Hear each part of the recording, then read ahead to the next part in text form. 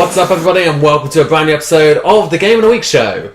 Your hands aren't allowed to move, Dan. I'm sorry. I'm Matt. That is Dan, who stepped out of line, but it's okay, we'll let him off. And that is Ash. We are TGI, and we come to you every single Monday to bring you the Game of the Week show, which is a weekly show where we get together and talk about the latest and greatest stories within the video game industry. We'll then go through the game releases for that week before each picking our favourite game of the week. So if you're a fan of video game news, conversations, reviews, let's plays and more, you can find out everything we do on our website, thegamerinitiative.com. You are now allowed to move. We're going to kick off... I already was. So. Okay, we can kick off today's news with, hopefully, a little tease into the future of games that will be coming to us sooner rather than later. We predicted it badly at E3, I think. Both you and Dan were hopeful that Rockstar would be announcing a new game at E3 because we said, even though that wasn't traditionally what they do, Take-Two had said they were going to be at E3 in a big way, and we thought, what bigger than Rockstar? Well, as it turned out, they just took all of New Orleans with them for a set of Mafia 3, which did look very cool. Which, in fair enough, was a big way. It just wasn't the way we expected. But in their latest earning reports, they have actually said, and I quote, Rockstar Games is hard at work on some exciting future projects that will be revealed soon. How soon? Who knows? We know that Rockstar, they don't conform to the normal, oh, this is a game show, we'll reveal it. They'll just drop a YouTube video on random Tuesday, and everyone will go batshit crazy over it because it's Rockstar. Question is, though, what do we see next? Is it the Red Dead that we all expect it to be? This does also say projects, plural. Could it be, are they already at work on another GTA? Are they working on more content for GTA 5 and GTA Online? They did say that GTA Online, in their financial report, that it has had record bookings on digital revenue. That's like the DLC and the virtual currency. So that platform is making more money for them than it ever has done. Which doesn't surprise me. No, it doesn't surprise me. This is where the market is now with all of these in-game purchases and stuff like that. That's what people want. And while it continues making money, it's, well, would you take resources off that? You probably have to at some point. Yeah, you would throttle back maybe a little bit. I know that they keep adding on, extra stuff to the online package, which is, great for gamers. Undeniably, I think GTA Online is a great part of the GTA package in history.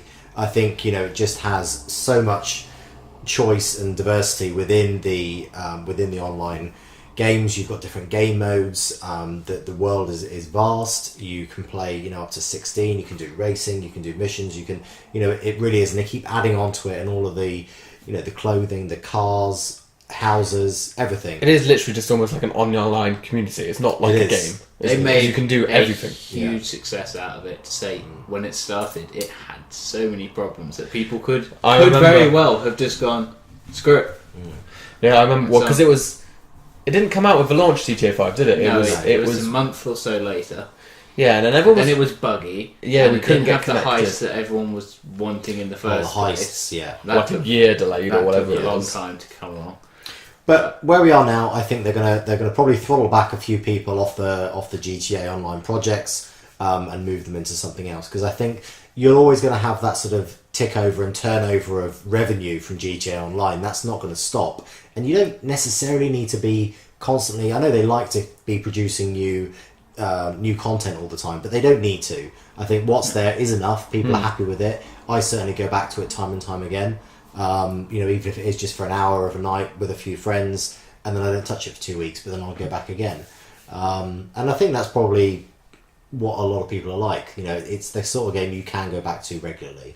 I think it is. Yeah, I'm sure they said when they were launching it that it wasn't just going to be the online for GTA 5. It was going to be its own platform. It was going to span 10 years or something. Like, yeah, I'm sure they said something like that, didn't they? I'm not making that up. No, you're not. So obviously this is year 3 of that platform, so they have no signs of giving up on GTA Online. Obviously that will evolve, hopefully, with GTA 6 when we see it at some point, because as successful as the online component is, the single player game is still the bread and butter of GTA. Yeah. Oh, yeah. I think we're seeing a shift though.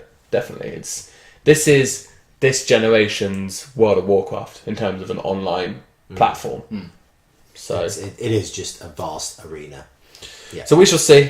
All I'm saying is hurry up. I was going to swear there, but I didn't. And give us a new Red Dead because Please. everyone wants it. I know I can go and play Red Dead Redemption on my Xbox One now, and you can. Dan can't. Yeah. But I just want a new game now. I have contemplated going back and playing it, but it's like as great as that game is, it's probably not going to hold up quite as well as it would do compared to other games now because for its time it was obviously really, really special, whereas now it's just okay, there's a lot of games like this, so I want to see how they're going to take the open world kind of third person game to a new level once again. I think it'd also be quite frustrating to go back to because if you think about it, it actually takes a while to get into that game properly. Yeah. Because you have so many different bits where it takes you off and shows you how to do this and that and everything else before you're actually just basically left to be you in that world. I won't go back to the story now. I just like picking it up and just doing, messing around online, doing a few, missions or races, and especially now the stuff. Oh, you're on GTA again then? Oh, sorry, what were you talking I about? was talking about Red Dead. Oh, Red Dead. Listen, Ashley. Oh, sorry. Remember we made fun of Dan not having an Xbox? Yes. Which is completely pointless because he could play it on PS3 anyway if he really wanted to. Well, I think, going back to what the story is and the subjects of this, which is, what Rockstar will take to potentially going to be announcing. I think Red Dead is maybe an obvious choice for most people, but I think the fact that they've said future projects means that quite soon we're probably going to hear about something different, maybe a new IP altogether. Yeah. Well, what did we have? We had the what's the most sort of recent thing that they've had? The GTA. They had L.A. Noire. Was that? Yeah, that won't happen. Well, it was a studio, wasn't it? It was Team Bondi. That was a very which was in different sort of Australia, game. and they shut down because apparently it was like the worst place in the world to work for or something, and it took like 10 years to make that game. And yeah, I could see them maybe going back to something similar to that game, but we won't see an LA Noire 2. No. But maybe like, that kind of genre, perhaps.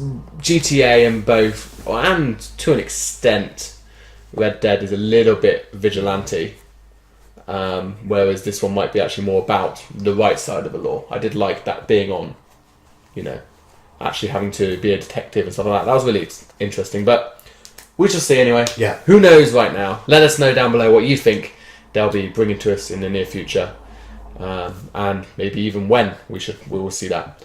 Nintendo. That was a really weird. You right there? Nintendo. That's how I say the word. That's how I associate myself with the Japanese company, which is it has a fun place in my heart, and it just makes me say funny things in a weird way because that's how much it touches me. It sounded like it had a special place in your throat. Yeah, it does. Actually, that didn't come out right. No. Should we just do this? Move on. You want to move on? Yeah. You want to move on? Let's- Okay.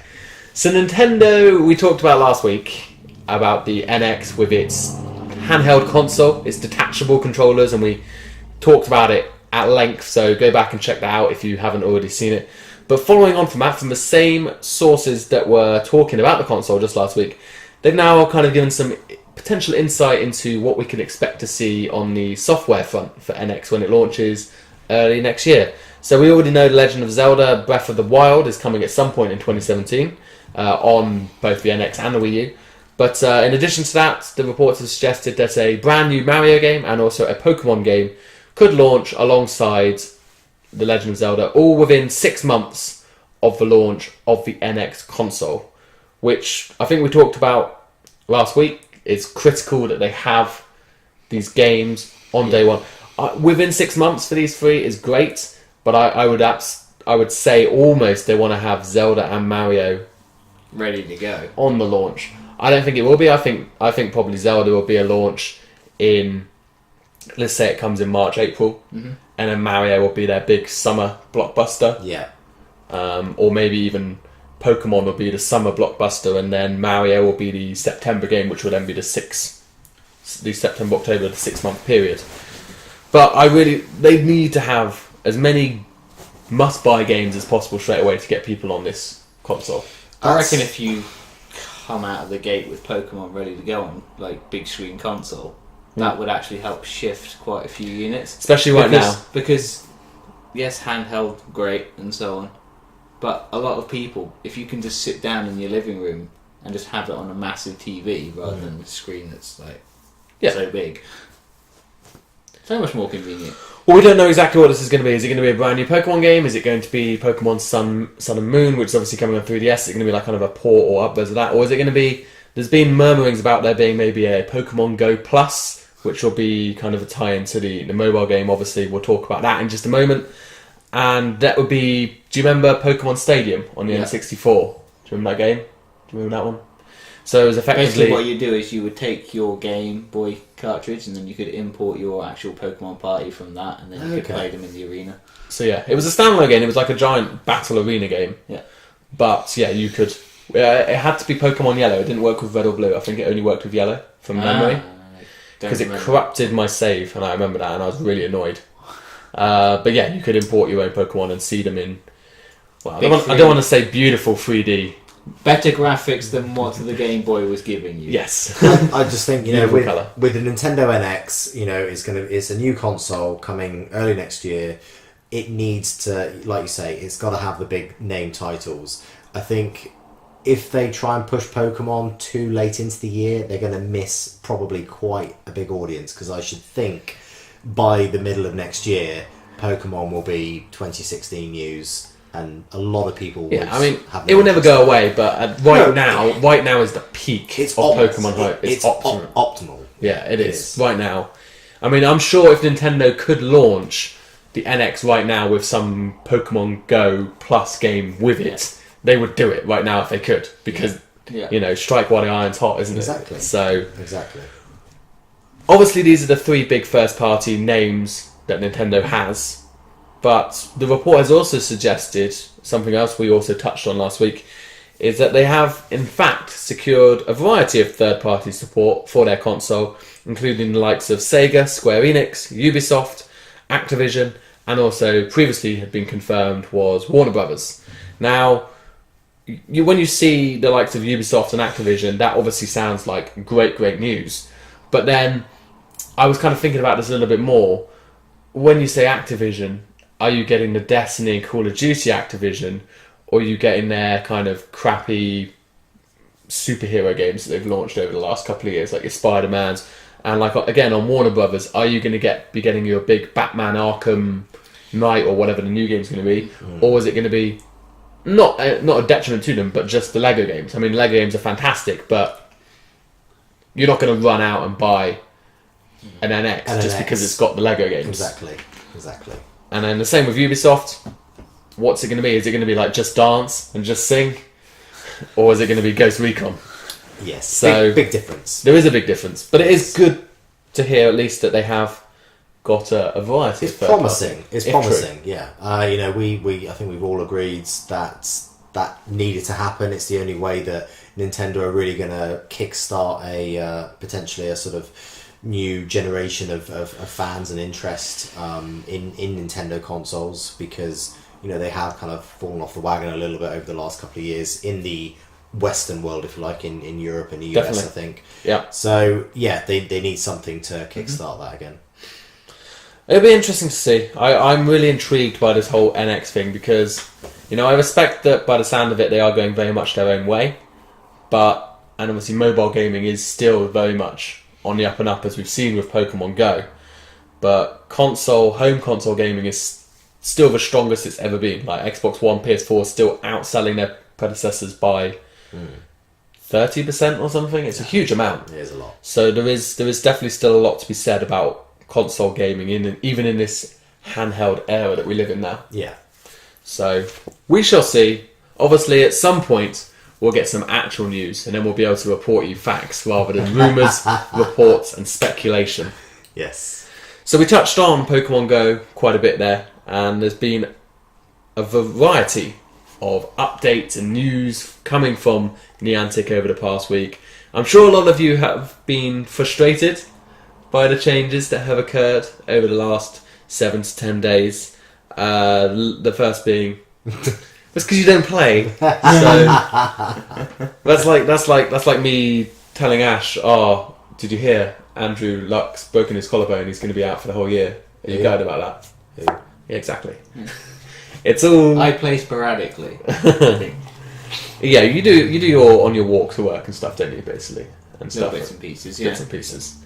But you were never, let's just say, all in on it. Is that a fair comment to say? Yeah, I'd never be like, right, I'm going off for a walk for the next hour and to drain my phone battery and catch all I can. Yeah, same. I turn mine on when I'm on the toilet, and that's about it, really. But you're not going to catch anything on the toilet. You have to be moving. I've explained this to you, Ash. You have to be out and moving. It's not. They don't come to you. They might do. Especially if you're on the toilet, they're going to run away. So anyway, they've removed the third-party support websites. I'm sure you've all noticed this now, the likes of PokerVision and stuff like this.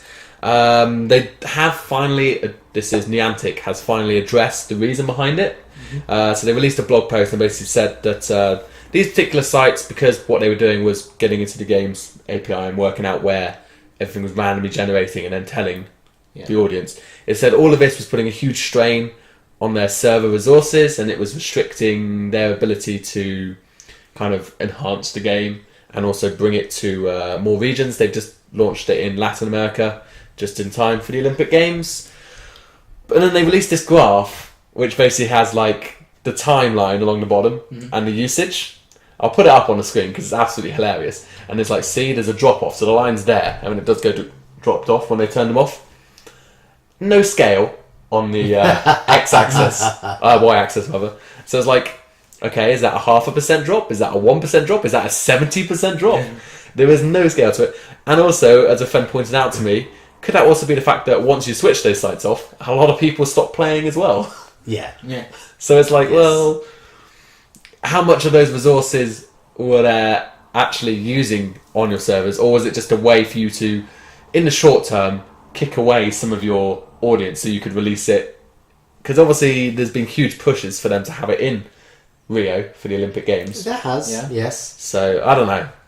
I just thought it was really, really funny to be like, see, look at this graph going down and there's like no gauge. Which I thought was quite funny. Obviously the thing that's made people even more frustrated about this is because they removed the in-game tracking of Pokemon, the 3 footprints, which I think broke after about day 3 or something.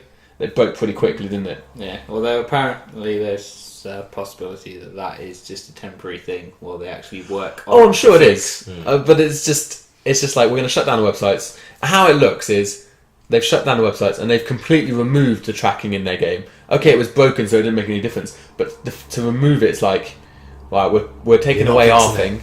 Yeah. That's the immediate thing, is like, your solution to fixing it is just taking it out. Yeah. So right now it's kind of a fact of people are just aimlessly walking in circles. They have no idea where to go. And it's kind of, I suppose that does enhance the challenge, but some people don't like to be challenged too much, especially when you only have a limited time that they're available for. Yeah. And you literally don't know which direction to walk. Yeah. On top of that, they've also made it up to 50% harder for Pokemon to be caught, although apparently they said no, they didn't make it harder. That's a bug in the game that they're currently working on a fix for. But everyone was obviously Pokemon escaping when you've put them in a ball. So that's why that's happened more. Did you not realize? Did you think you were just getting worse? Or I just assumed because it was higher level, it made it. That's exactly my thinking. No. Everyone has said it's harder to catch. Like, you see things now break out that wouldn't break out before. Yeah. So obviously everyone was like, well, they've clearly done this because you'll use more Pokeballs, which means you'll then run out of Pokeballs, which then means you'll have to buy more Pokeballs. Yes. So it's a very clever thing, but the problem is, it would have been fine if it had always been that hard, but you can't make it harder because people are obviously, they're used to a certain difficulty level now. Yeah. So that would be quite poor on their behalf if they were to do that for that reason, yes. And just to top off the final thing that they did this week as well, some gamers managed to get their hands on some of the legendary Pokemon, and they went out and took away those legendary Pokemon from people because apparently they shouldn't have been in the game yet, and it was in order to preserve the game's integrity, which I don't really buy because it doesn't really make that much difference if you have a legendary anyway. No, or not at this point. No, I mean, okay, yeah, you can maybe be on a gym, but does that really matter? It's one gym in the whole of the world. Yeah. So all in all, a pretty bad week for Niantic Yes. in terms of PR.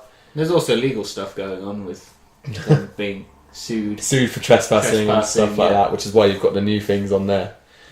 So, what obviously you guys maybe don't care about the game as much anyway, due to the fact that I've been the only one speaking for the last 5 minutes. But Yeah, I mean, it's fair to say, I wanted to, download it on day one from the US Apple Store, or wherever it was, New Zealand Apple Store, and, see what the fuss was about, see what the hype was about.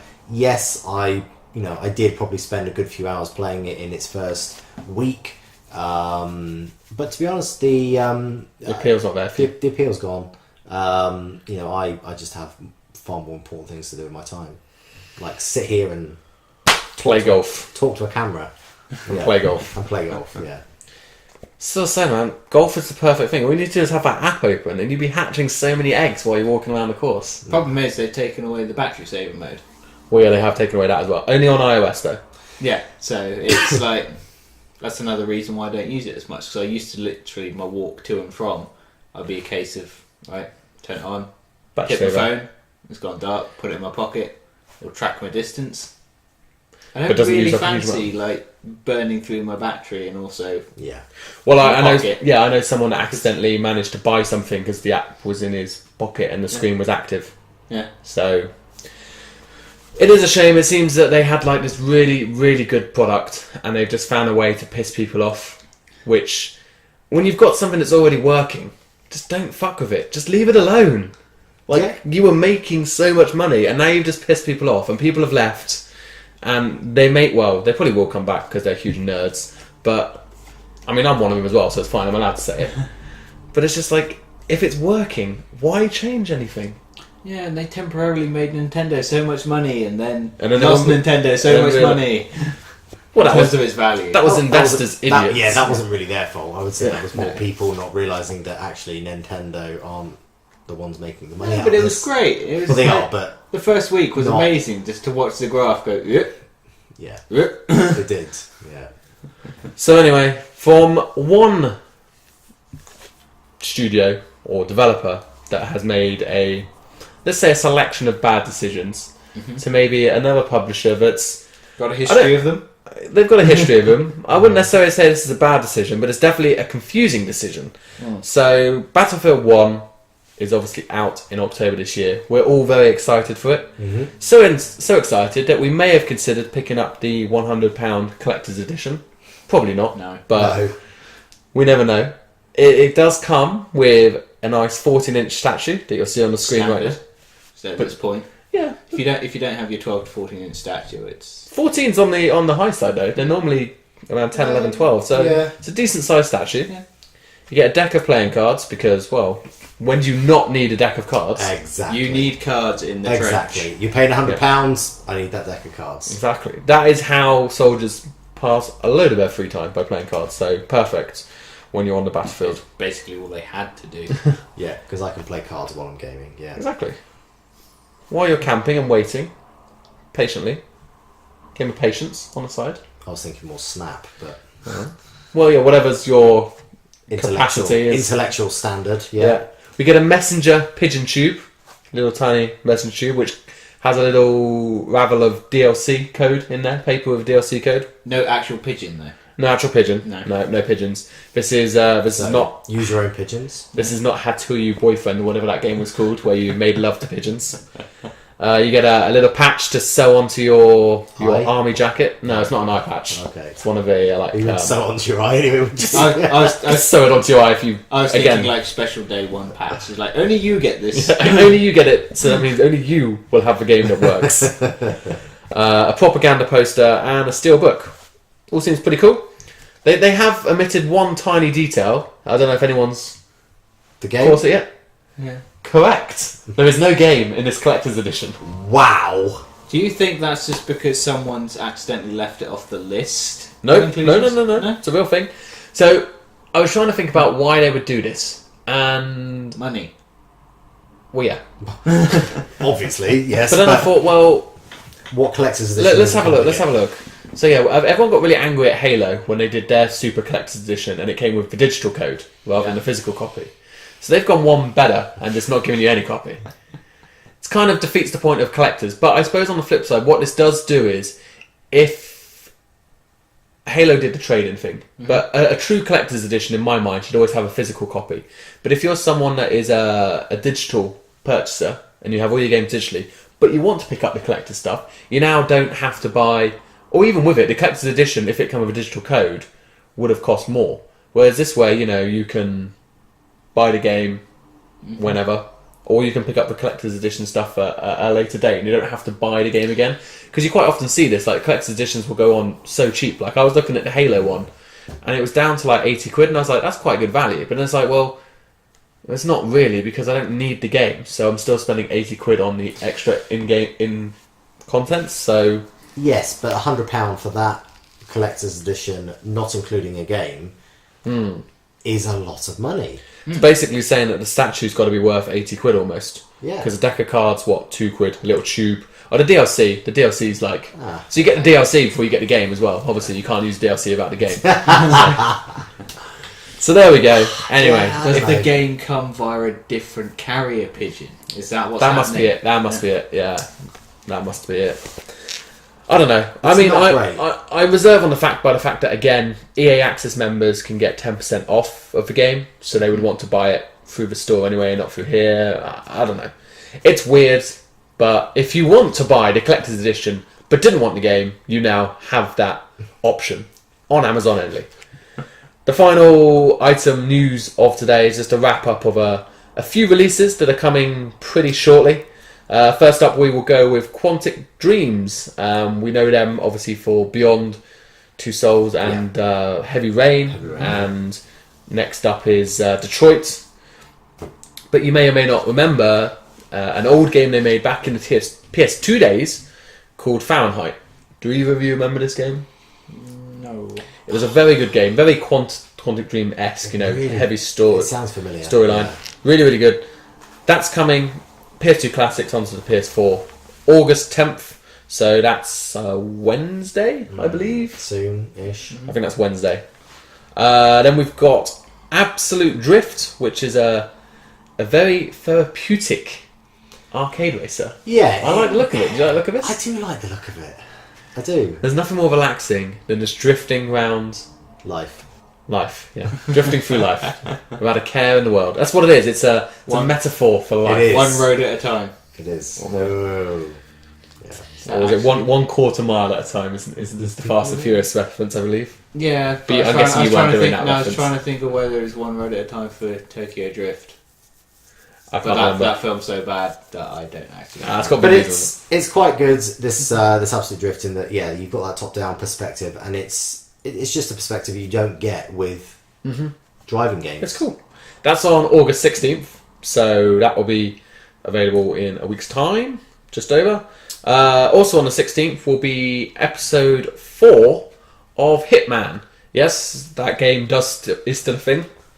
I'm about to die. I'm okay. Thank you for your concern, though, by the way.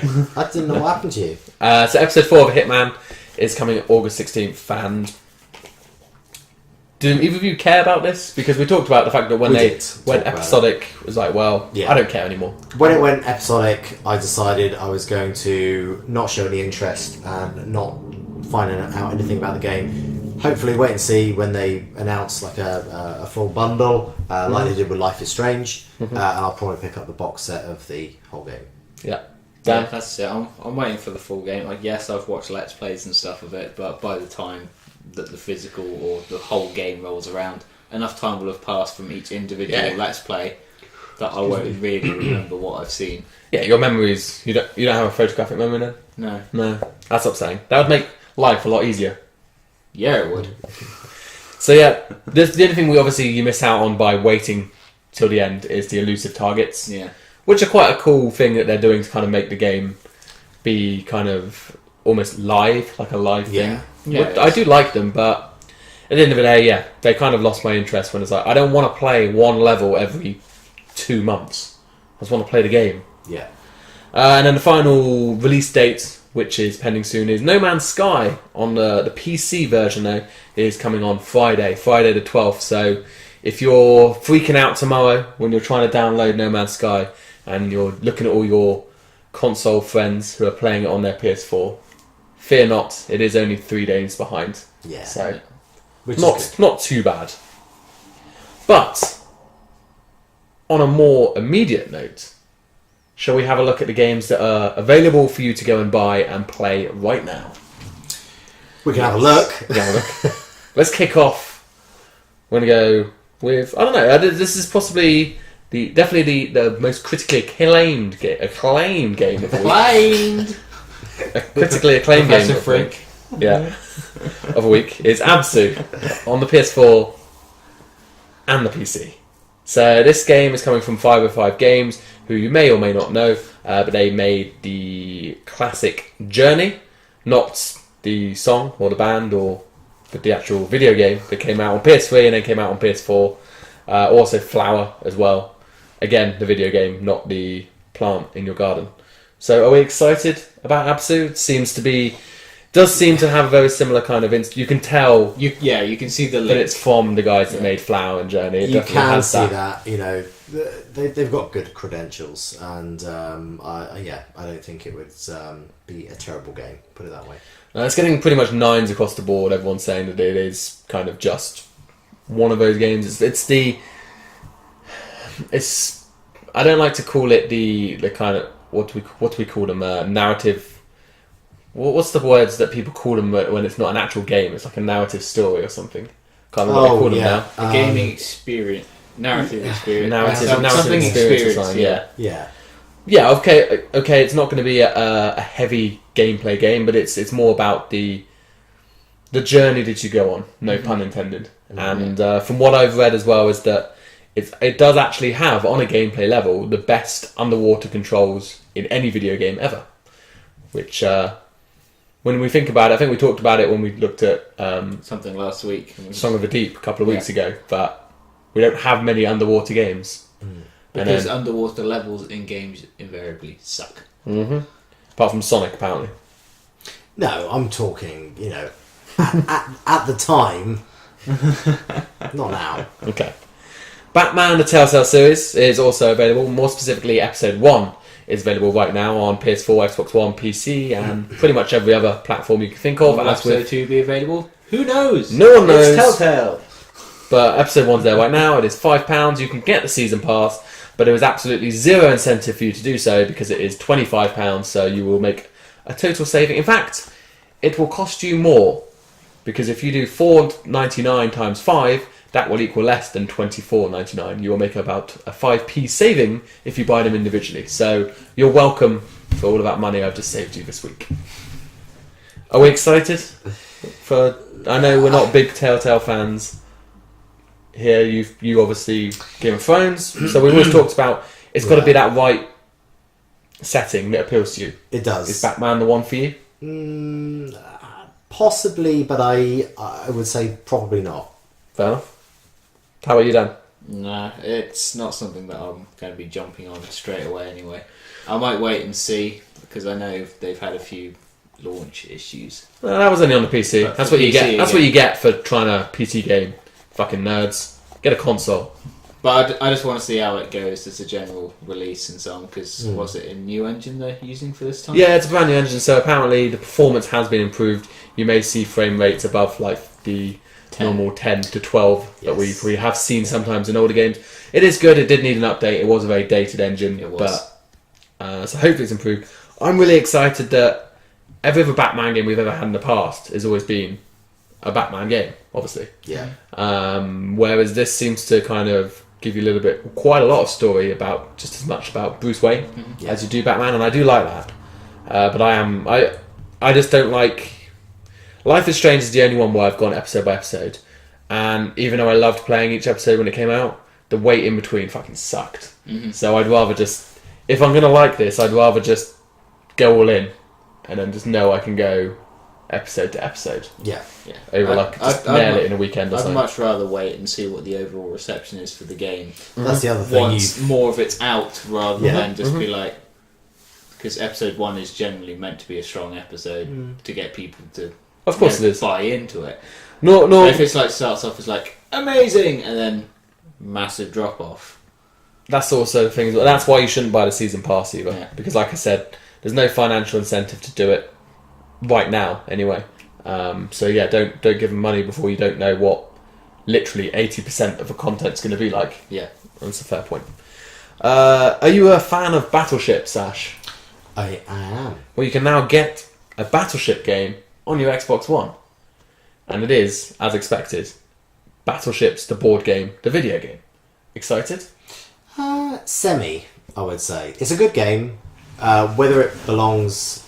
Not that kind of semi. Okay. Whether it belongs on a console... We've had this discussion before. We've with talked board about it games. before. Pretty yeah. much every board game has found its way to console at this Yeah. point. Yeah, Risk, Monopoly, Uno's now coming. Yeah. I mean, what no else? denying Battleship's a great game, but probably best to keep it as a physical touch the pieces game.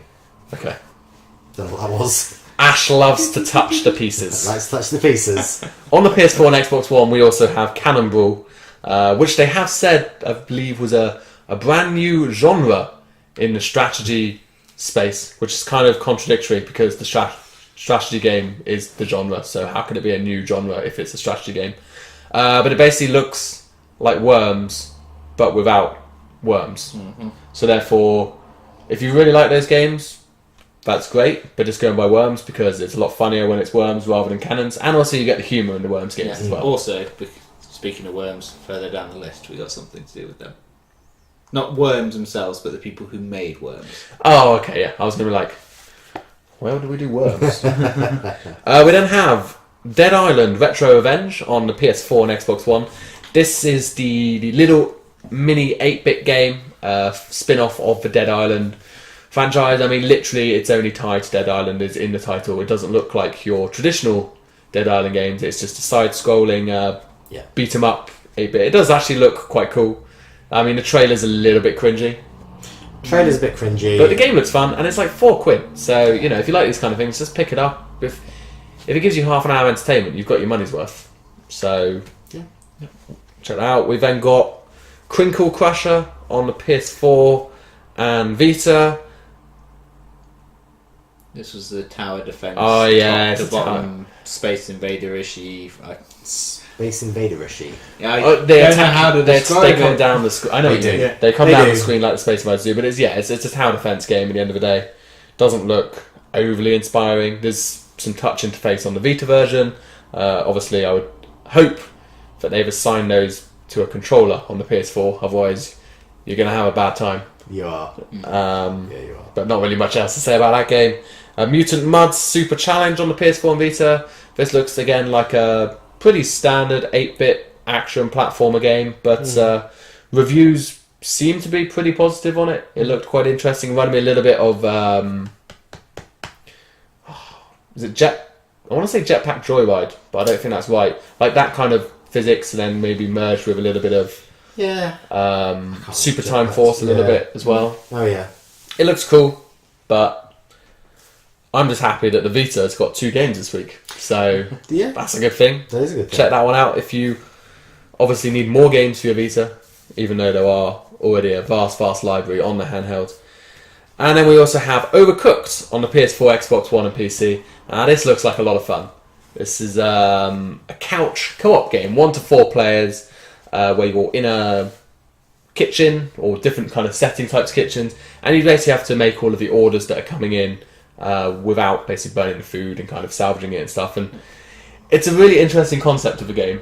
Yeah. But it looks like a lot of fun. And like I said, the Yeah. couch co-op definitely is going to add to the experience. Oh yeah, here. it's like as well as like I've seen some Let's Plays of like the preview of it and so on, and it's the case of if you don't keep on track of your different tasks and so on that you've got to figure out as your group, then things will get very messy and you'll start Yeah. yelling at each other because things are out of place and things are burning, and My béarnaise sauce! it's not quite that complicated. but Just soup then, and vegetables and meat. soup. What I've seen is soup and burgers, pretty much. It does does look fun, though. It does look like fun. For a couch co-op game, yes, I think. We don't get many of them. It's definitely one that I want to pick up and play at some point for the entire duration of one day before No Man's Sky comes out. Yes. And then we do also have, should I say, Tricky Towers on PS4. This is the free game we talked about last week, PlayStation Plus. It's the one that looks a little bit like Tetris, but like multiplayer Tetris. So just go and download it, check it out. It's free. No excuse to not give it at least 5 minutes of your time. Yeah. Because you never know. One of these games one day will be the next Rocket League. Yeah. I mean, maybe not quite that phenomenon, but at some point we will get another one. It's happened once, it could happen again. Exactly. And that is it for this week. Normal summer agenda. There's actually a few good games in there this week. But my pick is between 4. So while I make my decision, Ash. Oh God. Wow. In your own time, Dead Air is a beautiful thing on a camera. Yeah, I know it is. Sorry. I think Abzu. It's a difficult pick this week. It really is because none of them are amazing, but none of them are really, There's quite a lot of it. You're like, yeah, I'd like to check that out and see what it's all about. there are, but there's no real standout. But I'll go with Absu because I like Journey. Journey.